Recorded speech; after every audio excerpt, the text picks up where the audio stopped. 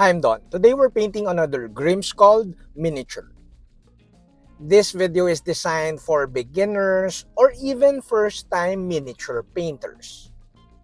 Today we'll paint with Warpaints Fanatic, but we'll keep it super basic. Hi, I'm Don. Welcome to my channel. This channel is supported by all these awesome brands. Also, special thanks to The Army Painter for making this video possible. Again, we're painting a Grimskull miniature. Do check out Grimskull Miniatures at grimskull.com.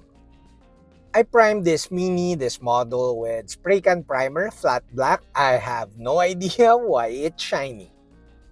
Anyways, we start with the base painting.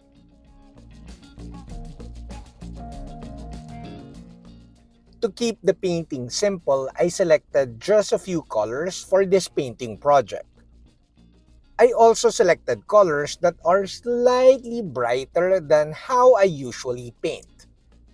If you are not using Warpaints Fanatic and your paints are not like the coverage is not that good, I would recommend you use a darker color.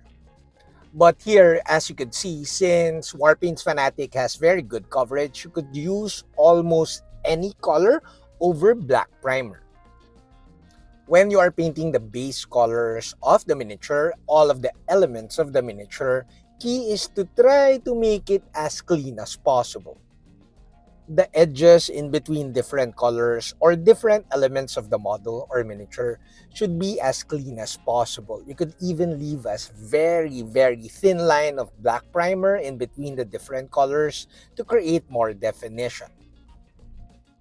Also, you may want a good finish as much as possible. So even if you're painting with Warpaints Fanatic, I highly recommend you thin down your paints just a little bit so that you have full coverage in two thin coats. Do not paint in heavy coats because this might leave like unwanted textures or unwanted brush strokes. Also note that I painted leather brown on the skin parts before painting the actual skin color. The lighter skin-colored paints are notorious for not so good coverage, even for Warpaints Fanatic. So I would recommend you have a foundation color like leather brown or a darker flesh tone before you paint Barbarian Flesh. The lighter flesh tones painted over foundation colors like brown will let you paint it more comfortably and will produce full coverage in just a couple of thin coats. Now, once you've painted all the elements of the miniature like different colors, leather brown, and skin, and hair, and of course the armor, this miniature can actually be played already. You can call this done or do like really quick washes and you're ready to play with your painted miniature. However, this video shows you basic plus painting. So, we're going to paint some lighter base colors. You may simply follow the triad system, which is very helpful, but in this case, like for example, with the orange hair, I switched to oranges triad and chose the lava theme color, which is so much lighter than the previous color. For the gray, the brown, and the skin, I think I simply followed the Warpaints Fanatic triad system.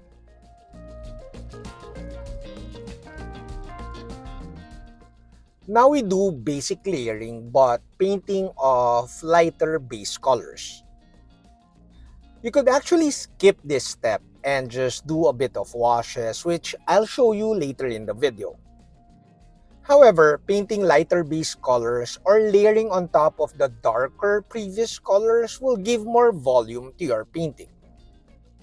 Also note that I'm painting the lighter base colors, imagining that my main source of light is the torch. Simply put, I'm painting lighter highlights or lighter base colors on the left side of the miniature.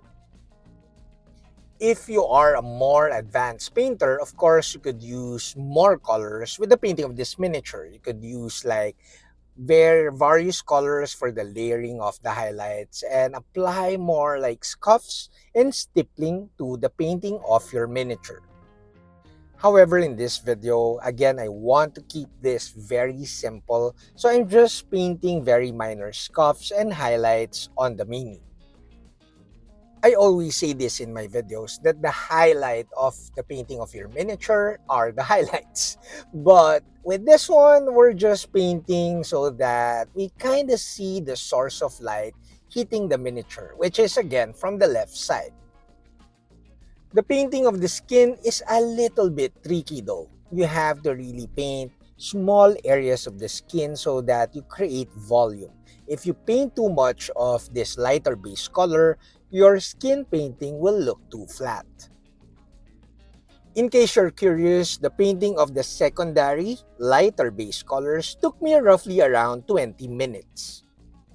If you're not recording your painting on video, I think you could paint the secondary base colors, the lighter base colors, in less than 15 minutes.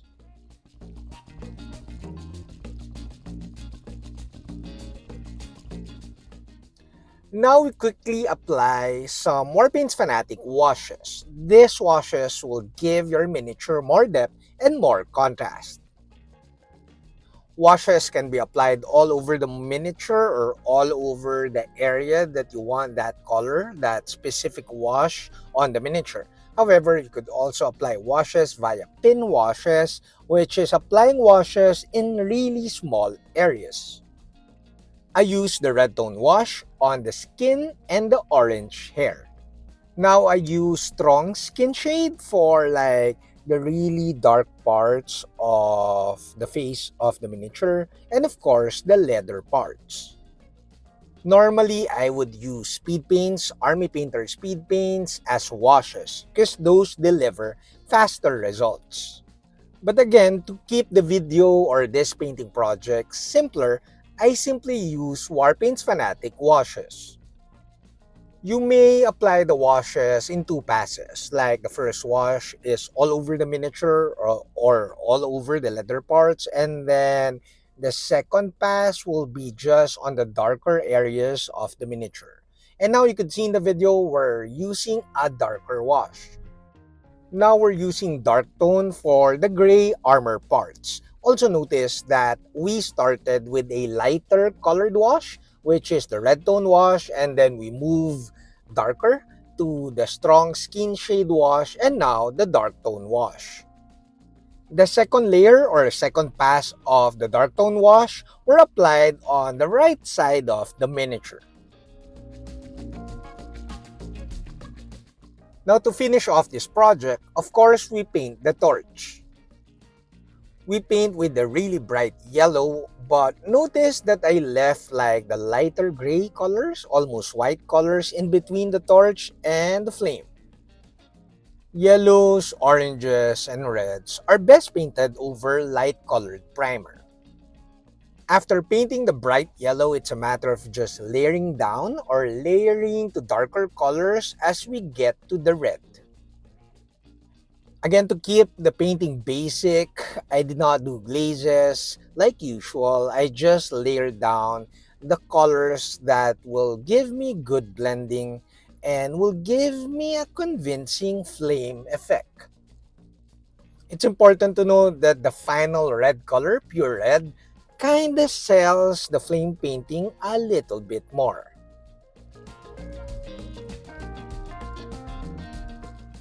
Now to finish off the miniature, we do really basic OSL. I'm using Space Dust, a really bright yellow color from the Yellow Triad. It's like second to Ice Yellow. Less bright than Ice Yellow, but more saturated. Notice that I'm stippling, like painting dots using this color so that we have better blending of the OSL. And then after painting the Space Dust, we tone it down with orange wash. Normally, I would spend more time on the painting of this mini and add more highlights and shades, but I'm pretty happy with the result.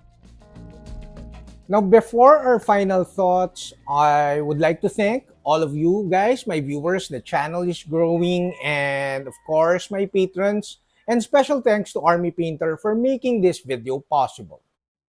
Now you are ready to use your miniature for your tabletop games. I hope beginners, especially first-time painters, will find this video useful or helpful. Lastly, again, do check out Grimscald Miniatures at grimscald.com. That's it, Pansit. I hope you like this video. Do like, subscribe, and all that stuff. And until my next video, guys. Bye! If you like this video, I hope you'll also like these other videos.